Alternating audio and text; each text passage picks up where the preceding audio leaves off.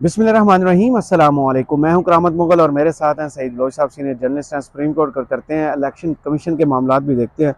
Saeed Bloch साहब, election commission ने जो काम करना था उस तरफ तो उनकी तवज्जो कम है। जो काम उनको छोड़ देना चाहिए उस तरफ वो पूरी एनर्जी के साथ काम कर रहे हैं। इमरान खान पर तौहीन अदालत का केस इन्होंने बनाया जिसमें एहतजाज का इल्ज़ाम लगाया गया।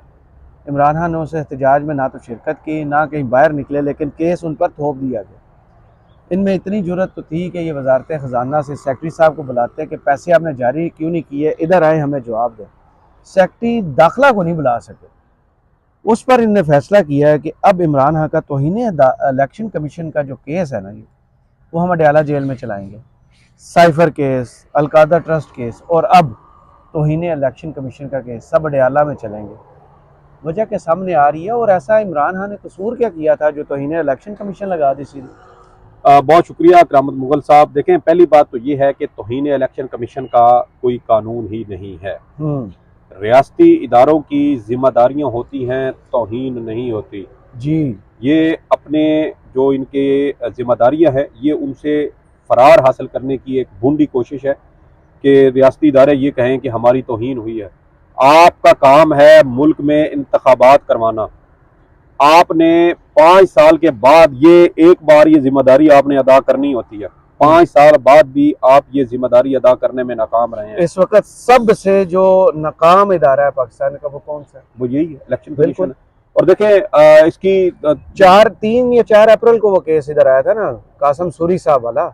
उसमें यही चीफ इलेक्शन कमिश्नर साहब आए थे, इनसे पूछा गया चीफ जस्टिस उमर अता बंदयाल की तरफ से कि कितने देर में आप इलेक्शन करा सकते हैं। सर, इलेक्शन कमीशन का 7 माह में करा देंगे। ये जो चीफ इलेक्शन कमिश्नर साहब इमरान खान के खिलाफ ये तौहीन इलेक्शन कमीशन की कार्रवाई कर रहे हैं ना, दर हकीकत इनके खिलाफ आर्टिकल 6 के तहत कार्रवाई होनी चाहिए। बिल्कुल। ये आइन को मनसूख करने, उसको मुअत्तल करने, उसके ऊपर अमल दरामद में रुकावट बनने और रुकावट डालने वालों के सहूलतकार बनने समेत तमाम संगीन इल्ज़ामात जो आइन के आर्टिकल 6 के अंदर लिखे हुए हैं, इलेक्शन कमीशन उन तमाम इल्ज़ामात को ये उसके मुर्तकब हो चुके हैं।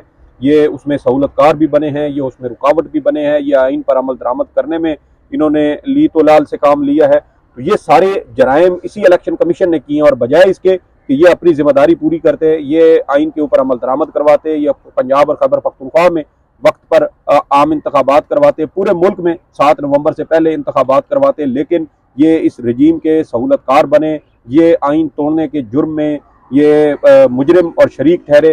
और अब इन तमाम लोगों के खिलाफ मेरे ख्याल में आइन के आर्टिकल 6 के तहत कार्रवाई करनी चाहिए। पाकिस्तान तहरीक इंसाफ जो एक हमें नज़र आ रहा है इस वक्त मुल्क की सूरत हाल को देखते हुए कि ये आइंदा हुकूमत इन्हीं की बनेगी, और अगर ये हुकूमत बनाते हैं तो मेरे ख्याल में एक बार इन तमाम शख्सियात को जो किसी भी तरीके से आइन को मुअत्तल करने या उस पर अमल दरामद में रुकावट बनने के जिम्मेदार है, उसके अंदर वो सियासतदान हो, वो ब्यूरोक्रेट हो, वो रियासती इदारों के अफसरान या सरबराहान हो, या इसके अलावा वो उनको हमारे सहाफ़ती कम्यूनिटी से लोग हों जो बाकायदा सहूलतकारी करते रहे और ये मशवरे देते रहे कि आइन के ऊपर अमल दरामद नहीं होना चाहिए या ना किया जाए, या इसमें इलेक्शन मुलतवी किए जाए, या पूरे मुल्क में एक साथ इलेक्शन करवाए जाएँ। ये सब लोग भी इसकी सहूलतकारी आइन को मुअत्तल करने, उसकी तनसीख करने, उसकी अमल दरामद की राह में रोड़े अटकाने के ये मुर्तकिब हुए हैं। इन तमाम लोगों के खिलाफ भी आर्टिकल 6 लगना चाहिए, क्योंकि आर्टिकल 6 बहुत वाज़ेह है कि सिर्फ वो शख्स नहीं जिसने आइन को मुअत्तल किया या उसको उसकी खिलाफ वर्जी की, उसको तोड़ा या उसकी तनसीख की, सिर्फ वो जिम्मेदार नहीं है, बल्कि उसके इस काम में जिसने किसी भी तरह से मुआवनत की, शरीक हुए, वो सब लोग भी इसके मुर्तकिब हैं। तो मेरे ख्याल में हमारी कम्युनिटी के लोगों को भी ये उनके खिलाफ भी कार्रवाई होनी चाहिए, क्योंकि सहाफत कब तक इन गलीज लोगों का गंद उठाएगी, अपने ऊपर ये बोझ उठा के फिरे कि जो सहाफत के नाम पर मुख्तलिफ सियासी जमातों के नुमाइंदे बनकर आईन पाकिस्तान को मुअत्तल करने और उसको उसकी तनसीख करने में ये मुजरिम है। तो मेरे ख्याल में इनके खिलाफ कार्रवाई होनी चाहिए। और इसी तरह देखें कि इलेक्शन कमीशन अपनी जिम्मेदारियों को छुपाने के लिए, अपनी नालायकियों को, अपनी खामियों को, अपनी कोताहियों को ये छुपाने के लिए इमरान खान के खिलाफ तौहीन इलेक्शन कमीशन के खिलाफ कार्रवाई कर रहा है। भाई, इमरान खान ने अगर चीफ इलेक्शन कमिश्नर के बारे में कोई बात की भी है तो भाई इसमें कौन सी आप करेंगे? सियासतदान बयान न देकर आइन के खिलाफ जाएंगे। आपने पहले 4 अप्रैल को कहा, फिर उससे भी हटके आप देखें कि इलेक्शन कमीशन ने जब से सिकंदर सुल्तान राजा साहब आए हैं, ये मुसलसल पीटीआई के खिलाफ इन्होंने फैसले दिए, जो इस्लामाबाद हाई कोर्ट में, जो लाहौर हाई कोर्ट में और दीगर हाई कोर्ट में वो फैसले कलदम करार पाए।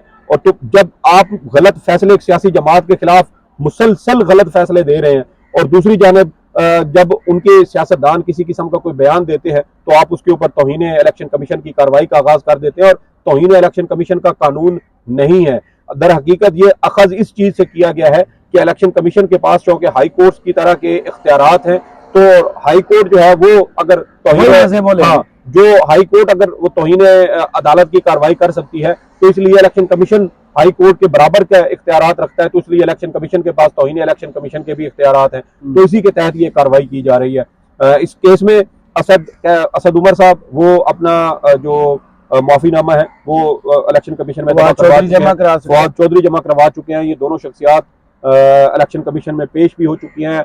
इमरान खान साहब की जानिब से भी वजाहत सामने आ चुकी है, लेकिन उसके बावजूद इलेक्शन कमीशन की गर्दन का सरिया जो है वो निकल नहीं रहा, वो उसी तरह फंसा हुआ है। और दर हकीकत बात ही यही है कि ये अपनी नलायकी और अपनी जो इनकी नाकामियां हैं ये उसको छुपाने के लिए इमरान खान के खिलाफ ये एक केस खड़ा करने की कोशिश कर रहे हैं। और इंतहाई शर्म की बात है कि इलेक्शन कमीशन जो है वो अब अडियाला जेल में जाकर इमरान खान की जो है वो समाअत करेगा। अगर आप में जरा सी शर्म गैरत होती तो फिर या तो आप इस केस को खत्म कर देते, यहीं पर खत्म कर देते, या फिर आप वजारत दाखिला को इस बात का पाबंद बनाते कि इमरान खान को यहाँ इलेक्शन कमीशन में पेश किया जाए। लेकिन आप दोनों सूरतों में नाकाम हुए, आप इलेक्शन करवाने में नाकाम हुए, आप अपनी आईनी जिम्मेदारी पूरी करने में नाकाम हुए, और आपने पूरे मुल्क को नाकाम किया, आपने पाकिस्तान की मुईशत को नाकाम किया। पाकिस्तान के इस वक्त जो हालात हैं वो आप देखें कि वो सिर्फ इसी इलेक्शन कमीशन की वजह से है। गुज़श्ता साल डिप्टी स्पीकर कौमी असम्बली की रूलिंग का जब केस सुप्रीम कोर्ट में ज़ेर समाअत था, उस वक्त भी इलेक्शन कमीशन के जो चेयरमैन, जो सरबराह है, चीफ इलेक्शन कमिश्नर, उन्होंने कहा था कि हम अभी इलेक्शन करवाने की पोजीशन में नहीं है। हालांकि आईन ये कहता है कि इलेक्शन कमीशन को हर वक्त इंतखाबात करवाने के हवाले से मुकम्मल तौर पर तैयार रहना चाहिए, लेकिन ये बार बार खिलाफ वर्जियां इलेक्शन कमीशन की जानिब से की गई। बार बार आइन की जो है वो उसको उस पर अमल दरामद में इलेक्शन कमीशन रुकावट बना, अपनी आइनी जिम्मेदारियां अदा करने में नाकाम रहा। इलेक्शन को जो आइन पर आइन की मुअत्तली और उसको तोड़ने के जो जिम्मेदार लोग हैं ये उनके सहूलतकार बने। अब देखें कि आइन को इन्होंने ना मानने से इनकार किया है, कानून को मानने से इनकार किया है बार बार सुप्रीम कोर्ट, और ये वो जितनी हिस्ट्री पीछे चली आ रही है, इनके खिलाफ कार्रवाई अब तक क्यों नहीं हुई? सुप्रीम जुडिशल काउंसिल में इनके खिलाफ अभी तक केस क्यों नहीं आया? देखिए, पीटीआई की जानिब से एक मेंबर है इलेक्शन कमीशन के, सिंध से ताल्लुक रखते हैं, निसार अहमद दुरानी। इनके खिलाफ एक रेफरेंस इन्होंने गुज़श्ता साल सुप्रीम जुडिशल काउंसिल को भिजवाया था, और मेरे ख्याल में एक सिकंदर सुल्तान राजा साहब के खिलाफ भी एक रेफरेंस आया हुआ है। अब हमें ये नहीं पता कि वो रेफरेंस अभी सुप्रीम कोर्ट में ज़ेर अल्तवा है या नहीं है, क्योंकि जब अक्टूबर के महीने में सुप्रीम जुडिशल काउंसिल का इजलास हुआ था, जब जस्टिस मुज़ाहिर नकवी के खिलाफ भी कार्रवाई शुरू की गई थी, तो उसमें ये चीज़ सामने आई थी कि तकरीबन काफ़ी सारे रेफरेंसेस जो सुप्रीम कोर्ट 19 के करीब रेफरेंसेस जो थे शिकायत, वो उनको मुस्तरद किया गया था। अब उनमें कौन कौन सी शिकायत मुस्तरद हुई हैं इस हवाले से हमारे पास अभी तफसीलात मौजूद नहीं है। सिर्फ एक एलामिया सुप्रीम जुडिशल काउंसिल का जारी हुआ था कि जिसके ये बताया गया था कि 19 के करीब रेफरेंसेस जो हैं वो खारिज किए गए हैं। तो अब देख रहे ये है कि क्या निसार अहमद दुरानी और सिकंदर सुल्तान राजा के खिलाफ जो रेफरेंसेज हैं वो ये शिकायत हैं वो सुप्रीम जुडिशल काउंसिल में उसके ऊपर कार्रवाई कब होती है, लेकिन ये इसके ऊपर कार्रवाई होनी चाहिए। और देखें कि एक सियासी जमात जो मुसलसल एक आईनी इदारे की जानिब से वो टारगेट बन रही हो और उसके ऊपर उनके सियासी रहनुमा अगर कोई बयान दें और उसके ऊपर भी तौहीन अदालत की कार्रवाई शुरू कर दी है, ये तो बिल्कुल ऐसी बात है कि एक तो आपको मारा जा रहा हो और साथ फिर आपको रोने भी ना दिया जाए।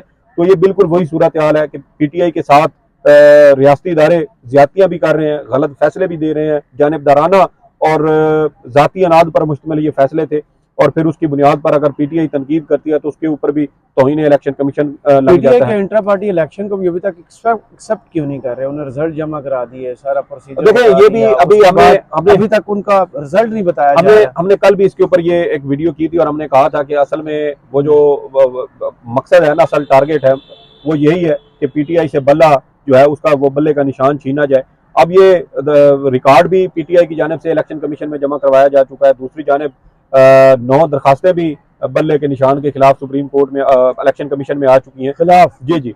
तो ये शिकायत भी आ नहीं चुकी होना चाहिए जी पीटीआई जी, के। पीटीआई से बल्ले का निशान लिया जाए, जिसमें अकबर एस बाबर की भी दरखास्त जिसके ऊपर हमने कल भी गुफ्तगू की वो भी आ चुकी है। तो वाज़ेह तौर पर यही नजर आता है। और अब देखना यह है कि इलेक्शन कमीशन एक बार फिर अपनी उस पुरानी रिवायत को बरकरार रखते हुए पाकिस्तान तहरीक इंसाफ को टारगेट करता है, या दीगर सियासी जमातों की तरह इनके इंतखाबात को भी मंजूर किया जाता है। गुज़श्ता साल भी पीटीआई के इंट्रा पार्टी इंतखाबात हुए, लेकिन वो इलेक्शन कमीशन ने मुस्तरद कर दिए। अब ये दोबारा हुए हैं। अब देखना यह है कि इसके ऊपर क्या रद्द अमल आता है, और अगर इलेक्शन कमीशन ये दरखास्त समाअत के लिए मंजूर करता है और इसके ऊपर बाकायदा कार्रवाई का आगाज होता है और पीटीआई के जो इंट्रा पार्टी इंतखाबात हैं उसके नताइज को तस्लीम, अगर तो ये नताइज तस्लीम हो जाते हैं फिर तो चीज़ें जो है वो थोड़ी सी नॉर्मल हो जाएंगी। और दूसरा ये है कि ये भी हो सकता है कि इधर से पाकिस्तान तहरीक इंसाफ के जो इंट्रा पार्टी इंतखाबात हैं उनको मंजूर किया जाए, कबूल किया जाए, साथ ही दरखास्त समाअत के लिए मुकर्रर कर दी जाए और फिर उसके अंदर दोबारा से इंट्रा पार्टी इंतखाबात को उड़ा दिया जाए कि आप वो क्या कहते हैं कि दायां दिखा के बायां मार देना। तो ये वाला काम भी इलेक्शन कमीशन कर सकता है, क्योंकि बदयांती कूट कूट के भरी हुई है, इसमें कोई शक नहीं है। अदलिया, इलेक्शन कमीशन, हर जगह सर, एंटी पीटीआई ही क्यों है? पूरी रियासत एंटी पीटीआई है। अगर वही। मकसद सिर्फ इमरान डर खान काहे को डर यही है कि ये तमाम लोग अगर जो पीटीआई इलेक्शन जीत जाएगी तो क्या इमरान खान ने किसको टारगेट किया था जब वो वजीर आजम थे? सर उस वक्त हालात और थे, अब जो कुछ पीटीआई के साथ हो चुका है, आपको क्या लगता है अगर पीटीआई की हुकूमत आती है तो ये फस्तायत के ऊपर पीटीआई के कारकुनान खामोश रहेंगे? या जिन लोगों ने ये आइन की खिलाफ वर्जियां की हैं इनको जाने दिया जाएगा? मेरे ख्याल में एक बार मिसाल बनानी पड़ेगी। जब तक मिसाल नहीं बनाई जाएगी ये आइन की खिलाफ वर्जियां खत्म नहीं होंगी। मेरे ख्याल में उन तमाम जितने भी लोग हैं वो 100 हो, 200 हो, 300 हो, 500 हो, 1000 हो, मेरे ख्याल में उन सब की लाशें यहाँ डी चौक के ऊपर लटकाना पड़ेंगी। आपको इबरत का निशान ऐसे लोगों को बनाना पड़ेगा, वरना ये मुल्क कभी तरक्की नहीं कर सकेगा। ये आइन और कानून की खिलाफ वर्जियां ताक़यामत ये जारी रहेंगी, कोई रोक टोक इनको नहीं होगी। और रोक टोक सिर्फ एक मुंतखब ताकतवर वजीर आज़म ही कर सकता है। और मेरे ख्याल में अगर इंतखाबात होते हैं, पीटीआई की हुकूमत बनती है, तो फिर पाकिस्तान की सियासी तारीख में इमरान खान से ज़्यादा ताकतवर वजीर आज़म ना तो आज तक आया होगा और ना ही शायद मुस्तकबिल में कभी आएगा। सही, बहुत शुक्रिया सईद बलोच साहब आपके तजिए का। कमेंट्स ऑप्शन में ज़रूर बताइए वीडियो आपको कैसी लगी। इजाज़त दीजिए, अल्लाह हाफिज़।